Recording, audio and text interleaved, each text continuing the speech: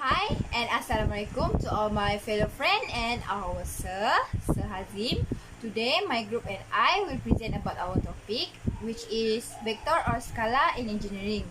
My team member is Muhammad Zaid, Awang Akmal Hazim, Muhammad Haikal Hakimi, and me, Noor Atira Najwa.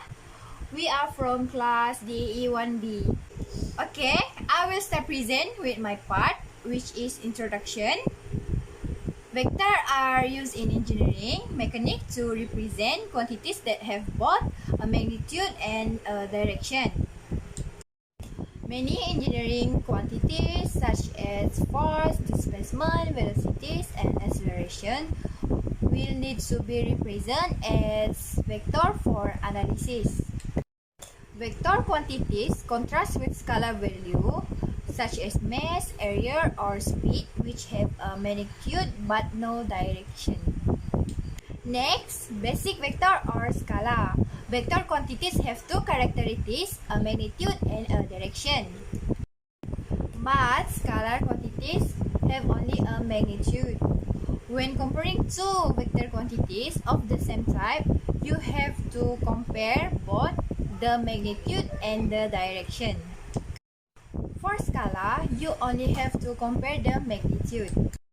When doing any mathematical operation on a vector quantity, like adding, subtracting, multiplying, you have to consider both the magnitude and the direction.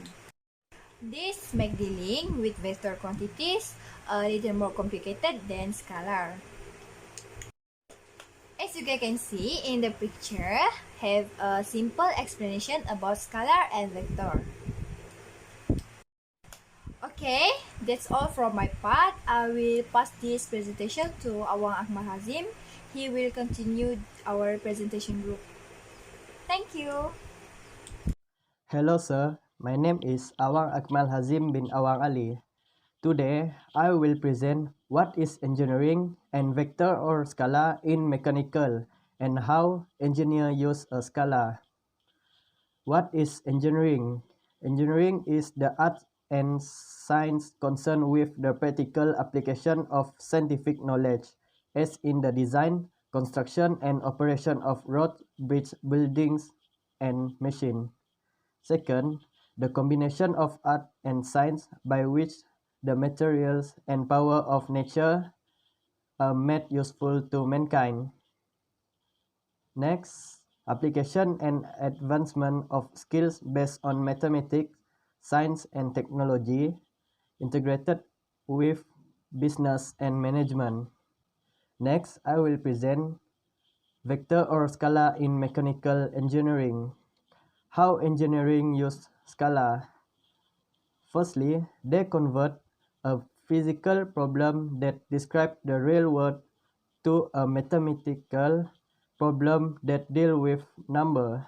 Second, for a physical quantity, by defining a unit of measurement, if it can be fully described by a single real number accompanied by the unit, it is called a scalar quantity.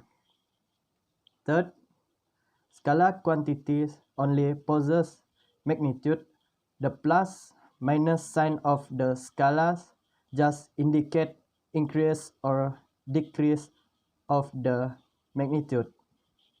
Last, they can simply apply the operation of real number to scalar quantities when the units are consistent.